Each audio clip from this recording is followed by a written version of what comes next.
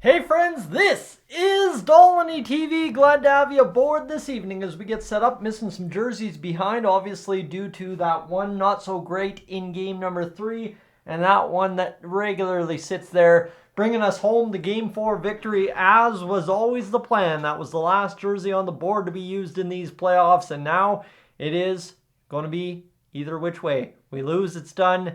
We win, it's done. No more jerseys after that one. The old 16, 17, I guess 15, 16 classic from way back when, buying that at, what was that? The jersey store, kind of at the T intersection there by the Jersey City, by the food court at Kingsway Mall. Me aside, friends, the Edmonton Oilers, my goodness, we got a good chance getting into Tuesday to have a shot at going back to Edmonton. I like those odds.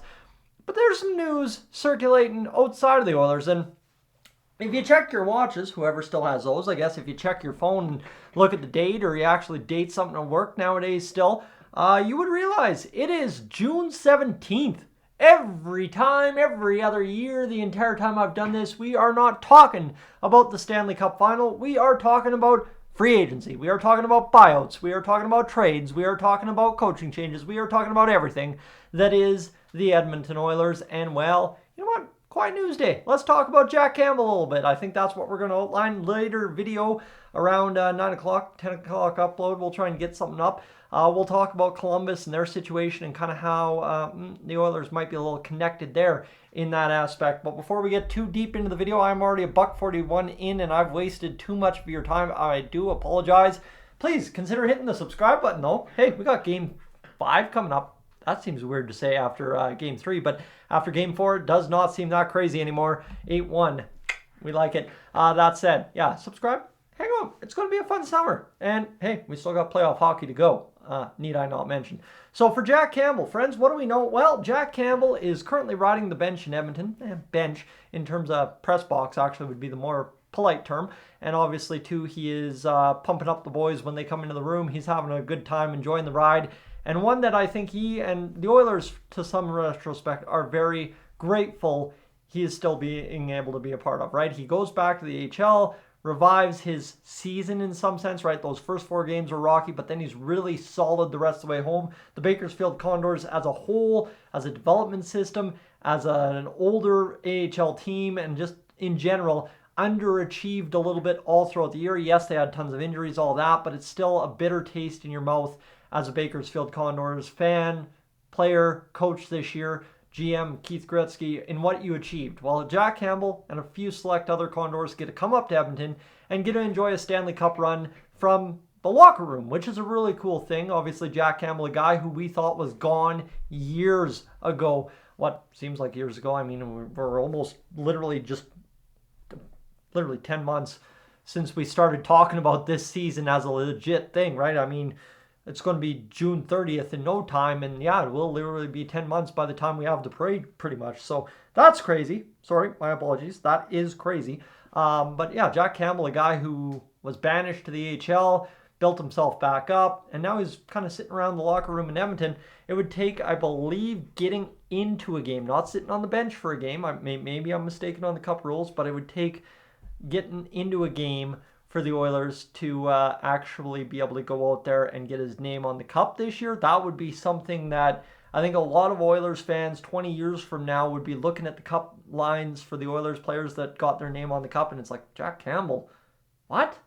But no, seriously, right? If he gets into a game somehow, some way, and I don't foresee the Oilers dressing Campbell in a game. I mean, if it's sit on the bench, sure, I'd giddy up. I think we're fine there, but again, for the Oilers, I think the cup rules are, and I'd have to do too much research on a Monday night to care, but if you're going to get Jack Campbell in a game, it's a game you want to control, but these aren't games that you're going to control the rest of the way home here, right? You are literally back to the wall, and you have to win the entire 60 minutes. You can't put Jack Campbell in for 15 seconds at the end of the game when you're tied 3-3 or whatever the case might be. So the Oilers would have to have a really good hunch they're going to win Game 7. And I think, too, if you're talking about putting another goaltender in the game in some point in the next 3, it's got to be Cal Picard, right? 100% it has to be. So I think Jack Campbell's name on the cup might not happen, but still, it would be some kind of crazy storybook ending for what has been a wild circus in Edmonton since he signed that 5x5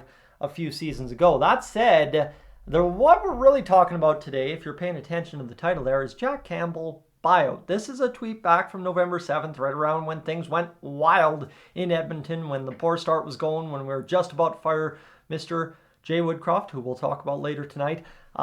Basically looking at the buyout for Jack Campbell. Of course, it still applies today, right? Even though this is from Puckpedia November 7th, this still applies today. It would be a $1.1 million cap hit next year, so you save $3.9 million in cap. It's been a long time since I last used graphics, too. Hey, look at you for those visual folks out there. We got something special for you tonight. But yeah, right, 3.9 in cap, that would be huge, especially for the Oilers, and I think you can do a lot of things with 3.9 if you move Kulak or CC in there as well. You sign Desharnais to a team-friendly deal. Broberg takes that top 4 role with Nurse. I like everything that kind of comes together there for the Oilers.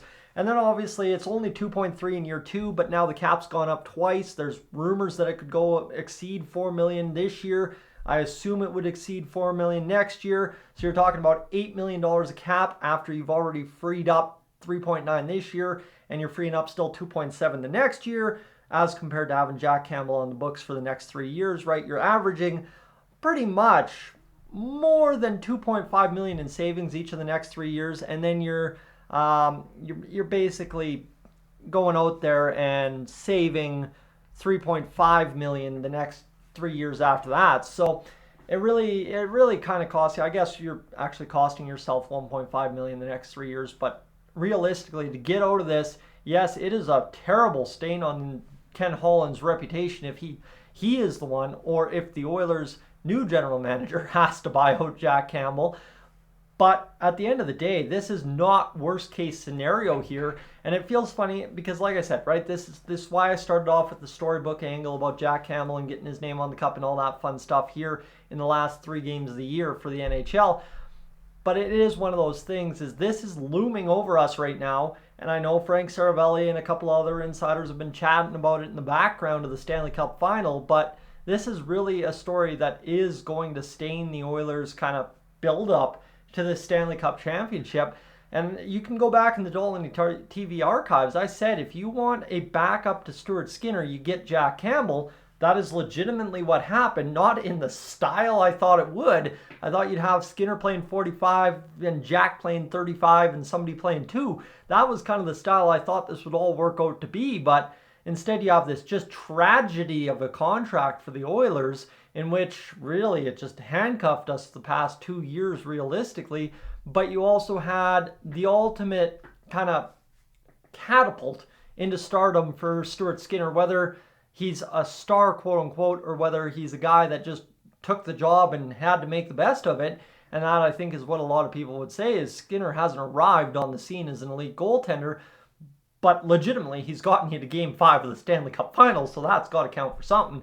I don't care about the numbers, but you look at Jack Campbell here, and the kind of the tragedy, the catastrophe it was for the Oilers. Yes, he had 21 wins on the books last year, only 1 this year, but the goals against average since he became an NHL regular in 18-19 with the LA Kings, just absolutely atrocious numbers compared to everything prior over the course of 22 and 23.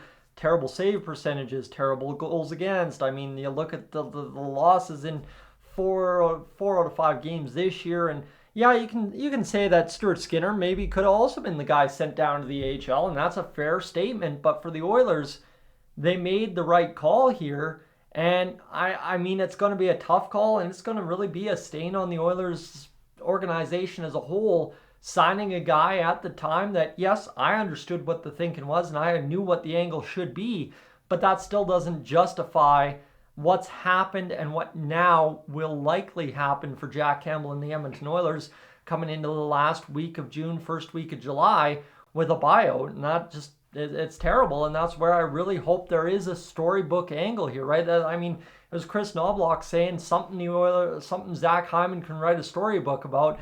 If the Oilers find a way to come back and get Jack Campbell's name on the cup, that is going to be an absolute wild finish to what has been the craziest season I have ever witnessed as an Oilers fan personally. So I look forward to seeing how this story finishes, but obviously the Oilers have 3 games left to take care of business, and this is just one of those little pieces of plot floating out over here in right field, kind of keeping us occupied on a day without hockey in the Stanley Cup final. Friends, I'm Tyson, this is Dolynny TV. Come back later tonight. Let's talk a little Jay Woodcroft and Columbus Blue Jackets, and we'll go from there. You have a great night. If you're not coming back, we'll talk to you for game number 5. I'm going to try and handle my emotions tomorrow because, my goodness, I'm going to be an absolute wreck. But, hey, I look forward to it. Chat soon, friends. Take care.